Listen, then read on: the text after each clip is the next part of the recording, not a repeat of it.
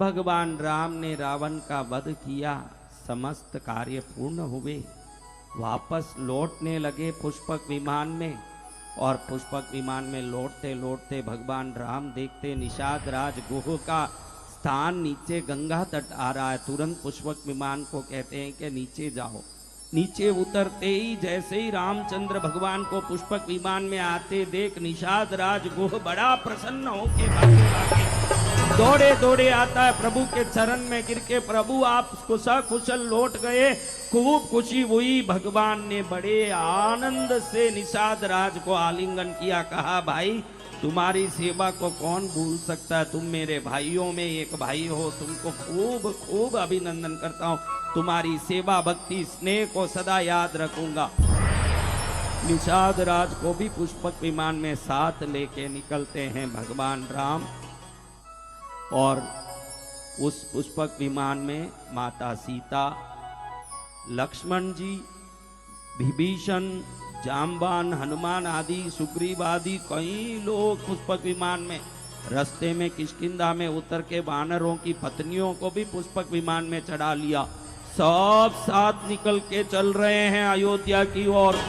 और बड़े धूमधाम से भगवान राम ने हनुमान जी को पहले भेजा कहने के लिए भरत को कि भगवान अयोध्या पहुंच रहे हैं। हनुमान जी भरत जी के पास जैसे ही पहुंच के समाचार दे रहे हैं कि भगवान राम अयोध्या पहुंच रहे हैं, भरत जी के आंखों में हर्ष की आंसू धड़-धड़ बहने लगी। और भरत जी प्रसन्न होके मेरे भैया आ रहे हैं, मेरे भैया आ रहे हैं, बड़े आनंद के साथ चारों तरफ समाचार पहुंचवा रहे हैं। अंतपुर में माताएं कौशल्या, सुमित्रा, कैकेयी को भी समाचार पहुंच गया। जिधर देखो उधर वही पागल की तरह दौड़ रहा है, राम जी आ रहे हैं, राम जी आ रहे हैं, हमारे राम जी आ रहे हैं।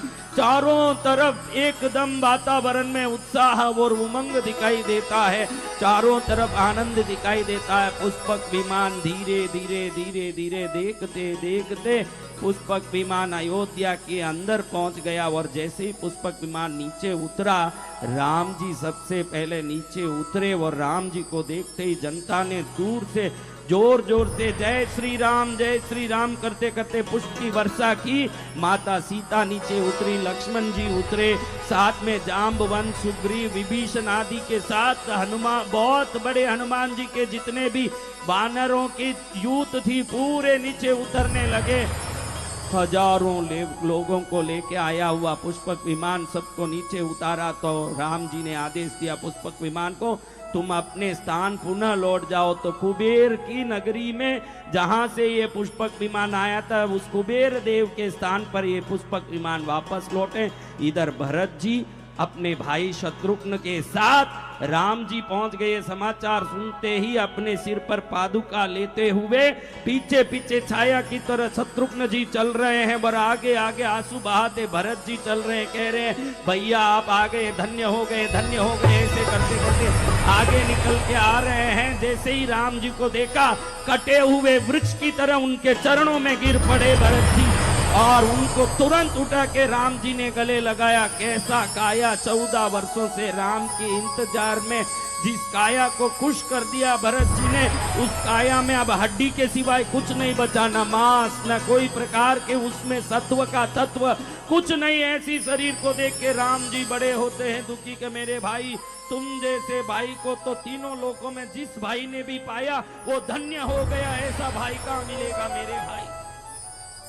अब भरत जी के मिलन के बाद राम जी भरत जी को लेके जा रहे हैं अंतपुर में। जहां ही माताएं दौड़ी दौड़ी आती है, कौशल्या माँ राम जी को देखती है, राम जी कौशल्या माता के चरण में गिरते हैं, उनको उठा करके आलिंगन करके माँ रो रो के आज हर्ष की आंसू बहा रही है।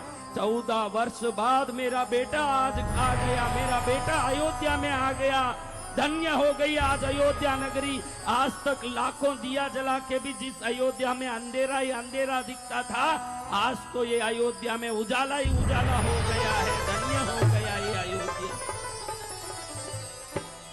सुमित्रा माता भी राम जी को देख के बड़ी प्रसन्न हो रही है। कैकेयी माता लज्जित होकर के मुंह नीचा करे, लेकिन राम जी सबसे पहले कैकेयी माता के पास पहुंच के कहते हैं, माँ आप क्यों दुखी हो रहे हैं? आपकी कृपा से ही मैं रावण का वध कर पाया और आज विजयी बन के लौटा हूं। आपकी बड़ी कृपा है माँ, आपकी कृपा नहीं होती तो ये बहुत बड़ा विजय और मेरा नाम जगत में नहीं होता। आपने जो भी किया मेरे लिए बहुत अच्छा किया, आपको मैं कोटि बार प्रणाम करता हूं।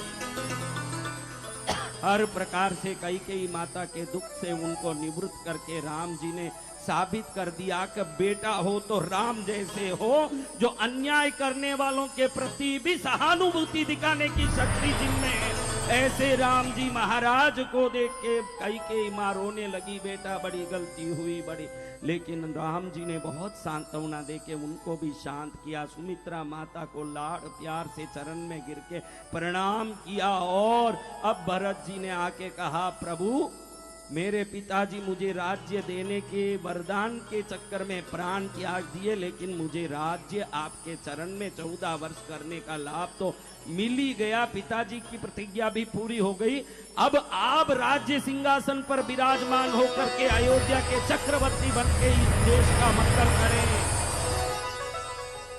भरत के निवेदन को स्वीकार करते हैं राम जी और तुरंत भरत जी आदेश देते हैं वानर राज सुग्रीव को कि वानर राज चारों समुद्रों से जल लेके तुरंत आपके अंगद, हनुमान जी, जाम्बवंत आदि तुरंत निकले और चारों समुद्रों से जल लेके पहुंचे। जल्दी ही कल शुभ वेला में राम जी का राज्याभिषेक होना है। एक ही क्षण में हनुमान जी, सुषेण, अंगद जी और जाम्बवान चारों दिशाओं में 4 समुद्र की ओर, लवण समुद्र, क्षीर समुद्र आदि समुद्रों की ओर स्वर्ण घट लेके जा रहे हैं वायु वेग में, ताकि समुद्रों के उन दिव्य जलों से राम जी का राज्याभिषेक हो। शाम के समय होने के पहले ही पूरी अयोध्या सजने लगी।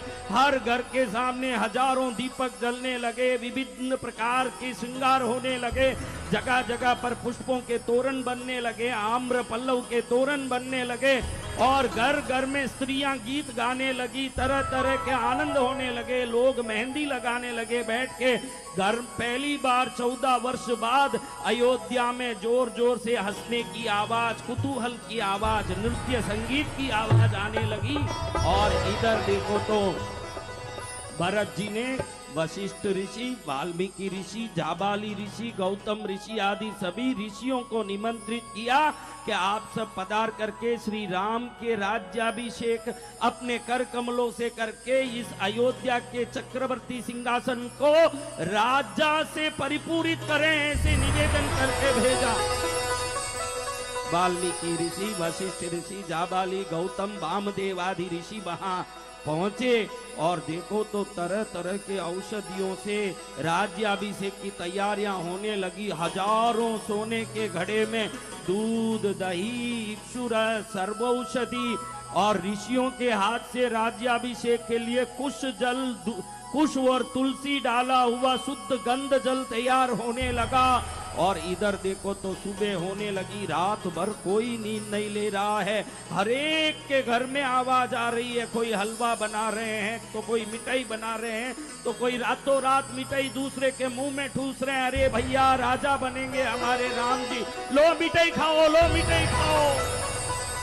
हर एक खुश हो रहा है। रात के समय में देखो तो घर घर में चूल्हे जल रहे हैं, कोई खीर बना रहे हैं तो कोई हलवा बना रहे हैं तो कोई खुशी जता रहे हैं तो कोई दूसरे को भेंट दे रहे हैं।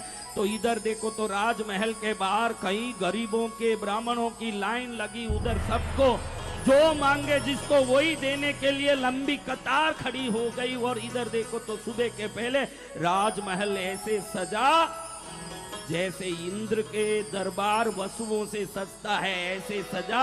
और सुबह सुबह सबसे पहले लक्ष्मण जी नहा के तैयार हुए, उसके बाद भरत जी नहा के तैयार हुए, बाद में शत्रुघ्न जी, विभीषण, सुग्रीव जी नहा के तैयार हुए।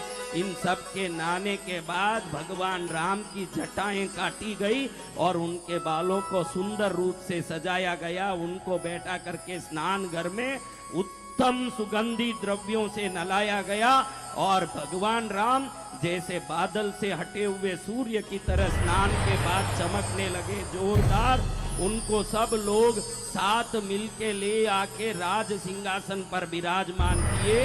इधर देखो तो सीता माता स्वयं साक्षात लक्ष्मी ऐसी सज के तैयार हुई जैसे साक्षात महालक्ष्मी का अयोध्या में पदार्पण हुआ हो। ऐसे सीता माता सज धज के तैयार हुई। सीता माता की तैयारी और भगवान राम जी की तैयारी के बाद दोनों को रत्न सिंहासन पर विराजमान किया गया। दोनों के शरीर से ऐसी रोशनी फूट रही थी, दोनों का शरीर ऐसे सूर्य के समान चमक रहा था। देखने वालों के आंख चुंधिया रहे थे कि हम सूर्य को भी आंख से देख लें, खुले आंख से, लेकिन राम सीता माँ को कैसे देखें, ऐसे प्रकाशित हो रहे थे राम और सीता। और वेद पारायण करने वाले ब्राह्मण लोग वेद घोष करने लगे, बाहर नगाड़े बजने लगे, अंदर पुष्पों की वृष्टि होने लगी। शुभ मुहूर्त आ गया, जिस शुभ मुहूर्त में शत्रुघ्न जी ने हाथ में श्वेत छत्र धारण किया और भरत लक्ष्मण जी ने श्वेत चामर ढोलना शुरू किया। इधर हाथ में वाल्मीकि ऋषि, वशिष्ठ ऋषि, वामदेव ऋषि, जाबाली ऋषि, गौतम ऋषि आदि स्वर्ण घट में तुलसी दल, कुश दल मिले हुए गंध जल से प्रभु राम के श्री मुख पर जल डाल के राज्याभिषेक का कार्य शुरू किए। और जैसे ही राज्याभिषेक का कार्य शुरू किया, उधर वेद मंत्र घोषित होने लगे।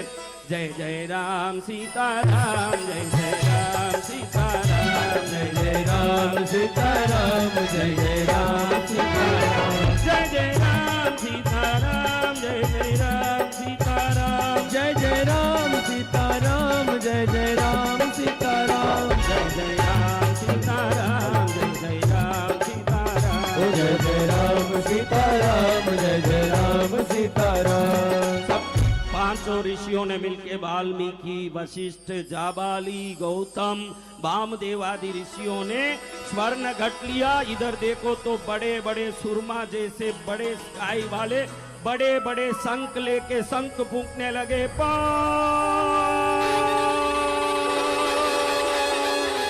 और इधर ढोल बजने लगा, इधर सुंदरी बजने लगी। उत्तम बेला में श्री सीता माता के साथ बैठे हुए भगवान राम को राज्याभिषेक के बाद श्री वशिष्ठ ऋषि ने हाथ में अनंत पीढ़ियों से रघुकुल में दशरथ राजा ने जिस मुकुट को अपने सिर पर धारण करके श्रृंगारित किया था, उस दिव्य मुकुट को उठा के श्री राम के सिर पर श्रृंगारित करके श्री राम जी को चक्रवर्ती घोषित किया। और इस प्रकार से राम जी का राज्याभिषेक अति उल्लास और अति आनंद के साथ संपन्न हुआ। और इधर सामने जैसे ही मुकुट राम जी के सिर पर धारण हुआ, तुरंत सामने नृत्यांगनाएं नृत्य करने लगी। विदूषण से अच्छे लोगों का मनोरंजन करने लगे। चारों तरफ खुशी की वातावरण होने लगी।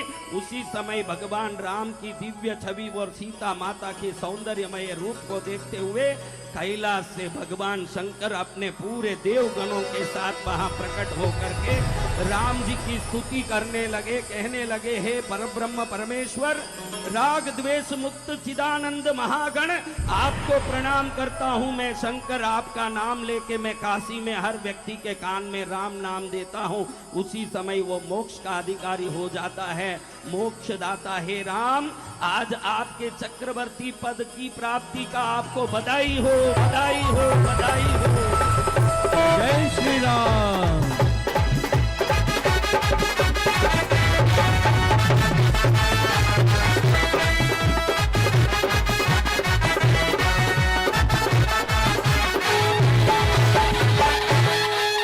शंकर, पार्वती माँ, समस्त देवता, ब्रह्मा, नारद, भृंगी, ऋषि, इंद्र, चंद्रादि सहित आपको प्रणाम करता हूँ। आपका ये राज्याभिषेक चक्रवर्ती पद प्राप्ति दिवस पूरे विश्व के लिए मंगलकारी बने। अयोध्या का ये पवित्र नगरी आपकी उपस्थिति से सदा सौख्य सुमंगली बने। सर्व कार्य को सिद्ध करने वाले हे राम, आपके चरण में देव दानव इंद्र चंद्रादि सदा तत्पर हैं। आपकी सेवा करने के लिए मैं शंकर सदा तत्पर हूँ। आपको हम प्रणाम करते हैं, आपको नमन करते हैं। अयोध्या के इस पावन भूमि में आपके राज्य को पूरा ब्रह्मांड अनंत युगों तक राम राज्य के रूप में जानेगा। और जो राम राज्य की महिमा गाएगा उसको मालूम पड़ेगा कि राज्य हो तो राजा राम के राज्य की तरह हो, शासन काल हो तो राजा राम के शासन काल की तरह हो। ऐसे अति विशिष्ट न्याय युक्त राज्य के स्वामी राम, आपको हमारा प्रणाम हो। शंकर जी ने पार्वती माता के सहित सम्मुख होकर के राम जी को प्रणाम किया। इधर शत्रुघ्न जी श्वेत छत्र धारण करके ऐसे अड़ी खड़े रहे जैसे महल में कोई खंबा खड़ा होता हो। साथ में लक्ष्मण भरत जी आदि खड़े रहे। विभीषण जी ने प्रणाम करके अपनी भक्ति के लिए वहीं ऐसे खड़े रहे अचल होकर के। सुग्रीव वानर राज ने अपनी भाव व्यक्त करने के लिए उत्तम भेंट प्रस्तुत किए। उसी समय वायुदेव प्रकट हुए, एक दिव्य स्वर्ण माला राम जी को भेंट किया। और उसी समय इंद्र भी प्रकट हुए। इंद्र ने कई रत्नों से बना हुआ दिव्य हार राम जी के गले में डाला। फिर एक एक करके एक एक देवता प्रकट होने लगे। कुबेर ने कई विभिन्न प्रकार के रत्नों से भरा घड़ा राम जी के चरण में रखा। वरुण आदि देवता प्रकट हुए। चारों दिशाओं के दिक्पालों में यम, वरुण, कुबेर और इंद्र आदि वहीं खड़े होकर हाथ जोड़ के कहने लगे, प्रभु सभी दिशाओं को रक्षा करने वाले श्री राम, आपके अयोध्या लौटने पर आपको खूब खूब बधाई, आपके राजा बनने पर आपको खूब खूब बधाई। आपका शासन काल पूरे पृथ्वी कोई नहीं, तीनों लोगों का मंगल करने वाला हो। आपको हमारा प्रणाम। ऐसे नमस्कार करते हुए सभी देवता वहां के प्रजा अपने राम को पुनः राजा बनते देख जोर जोर से जयकारा करने लगे। गलियों में देखो तो कई दूर दूर तक जगह नहीं, सब जगह फूलों की बरसात से भरी हुई दिखाई दे रही थी। सब जगह जय घोष, जय